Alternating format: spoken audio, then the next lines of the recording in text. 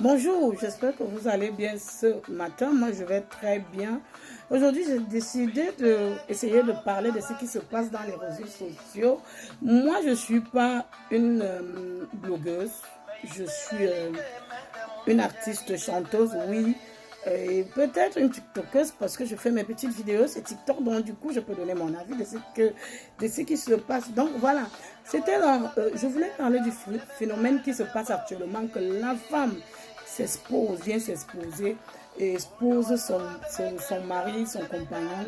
Moi, je trouve que c'est quelque chose qui n'est pas bien. Oui, je trouve que c'est quelque chose qui n'est pas bien. Donc, à l'époque, on revient un peu en arrière. À l'époque, j'avais ma grand-mère qui me disait souvent que ma fille, quand tu vas grandir, il faudrait que tu comprennes quelque chose. La femme, c'est le ventre de l'homme. Ce qu'elle me disait souvent. Elle, la femme, c'est le ventre de l'homme.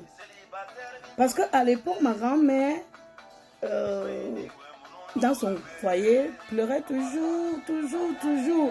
Et tout le temps, je demandais à ma grand-mère mais pourquoi tout le temps tu pleures? Parce que je vivais avec elle. Elle me dit non, je ne pleure pas. Je dis, ma grand-mère, mais tu peux appeler la famille et les gens pour essayer d'arranger les problèmes. Ma grand-mère me dit non, je ne peux pas appeler. Quand tu vas grandir, tu vas comprendre ce que je vis aujourd'hui. Elle me dit, la femme, la première des choses d'une femme, quand tu vis avec un homme, la première des choses, c'est de protéger ton homme. Sauf que moi, je n'avais jamais fait ça. Non, moi-même, je n'avais pas fait ça. Vous savez, nous, parfois, la colère nous pousse à faire beaucoup de choses. Oui, la colère, ce qu'on appelle colère là, ça pousse des gens à dire du n'importe quoi, à faire du n'importe quoi. Donc, du coup, à l'époque, moi, je ne faisais pas ça parce que c'était qu'à l'époque, quand je suis en colère contre mon mari, j'appelais mes copines, je parlais, je racontais des conneries, des choses à mon mari. Oui, je racontais. Quand je suis vraiment fâchée, je racontais les choses de mon mari à mes copines. J'appelais ma famille où je racontais tout ce qui me faisait du mal. Je ne racontais même pas ce qui me faisait du bien. Je racontais seulement ce qui me faisait du mal. Sauf que ça a eu l'impact. Oui, ça a eu l'impact. J'appelais ma belle famille. Je racontais. Une belle famille n'accepterait jamais que tout le temps, tu parles mal de leur fils ou de leur frère.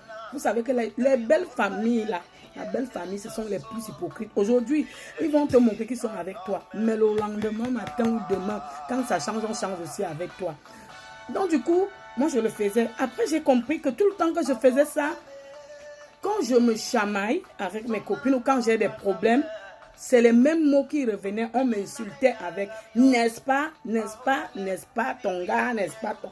Et quand on m'insultait, pour moi, ça me faisait très mal. Et je me rendais compte que je diminuais mon mari. Je me rendais compte que les gens ne me voyaient plus comme avant.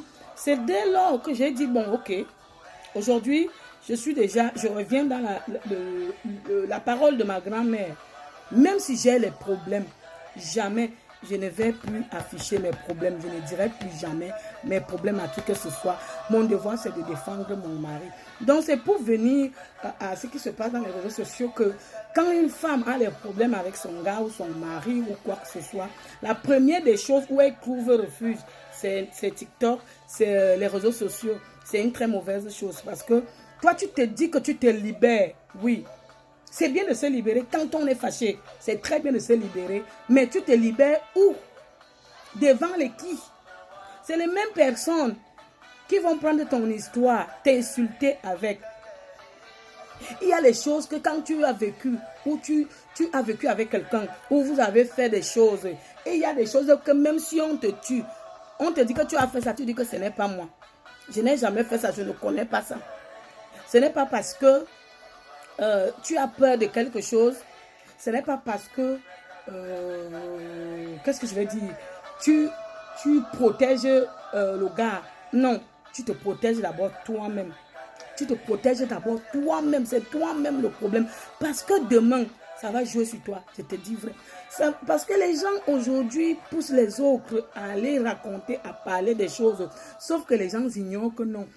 Quand quelqu'un vient expliquer son problème ou quelqu'un a les problèmes, quelqu'un vient est en colère, la première des choses de dire à la personne, c'est de se calmer, c'est de se retirer dans les réseaux sociaux parce qu'aujourd'hui, tout ce que nous disons, ça reste. Tous les actes que nous posons, ça reste.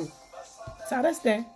C'est demain la première des choses que les mêmes gens là vont commencer à t'insulter. Femme, tu es la mère de l'humanité. Femme, tu dois protéger ton foyer. Femme, tu dois protéger tes enfants. Femme, tu dois être celle-là que tu dis, mon mari ou bien mon homme, je suis la seule personne à qui je peux parler. Mais dehors, personne ne doit parler, personne ne doit se mêler de mes problèmes de couple ou de famille. Mais si toi-même tu prends tes problèmes de famille, tu viens nous donner ça ici, là.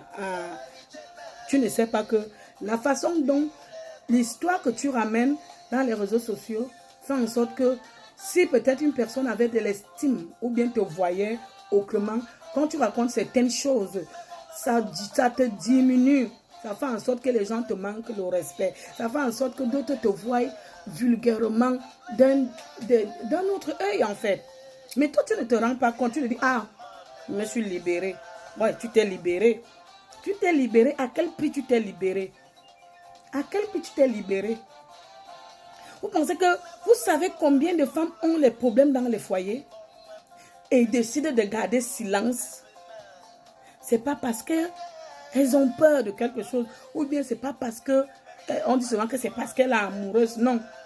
Ma mère me disait souvent que j'ai mes enfants, vous êtes mes enfants, mais je préfère rester avec votre père pour vous.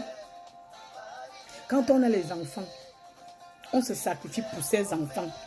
Donc il y a certaines choses que tu regardes tes enfants comme ça, même si tu veux faire du sale à cet homme, tu dis non. Un jour j'ai ri, un jour je me suis amusée, un jour j'ai été heureuse avec cet homme. Donc il y a des choses que je ne peux pas parler.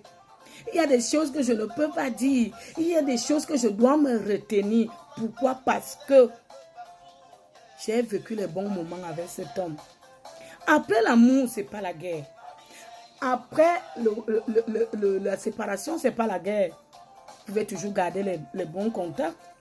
Vous pouvez toujours rester ensemble. Donc imaginons aujourd'hui que vous avez mis du temps ensemble. Vous vous êtes vus tout nus. Et un jour, un lendemain matin, vous vous séparez dans des mauvaises conditions. Je ne sais pas. Et que vous vous voyez en route. Vous n'arrivez pas à vous dire bonjour. C'est quoi l'amour que Dieu avait dit que donnez-vous l'amour, donnez-vous l'amour. Donc pour moi, c'était mon petit conseil. Hein. Sans rancune, je donne mon petit conseil. Parce que bon, depuis aussi, je ne suis pas venue dans les réseaux sociaux parce que bon, trop de problèmes, vous savez, nous avons trop de responsabilités. Quand on est une maman, il y a beaucoup de choses à faire. Donc du coup, bientôt, je reviens sur scène avec un nouveau titre. Nous allons danser.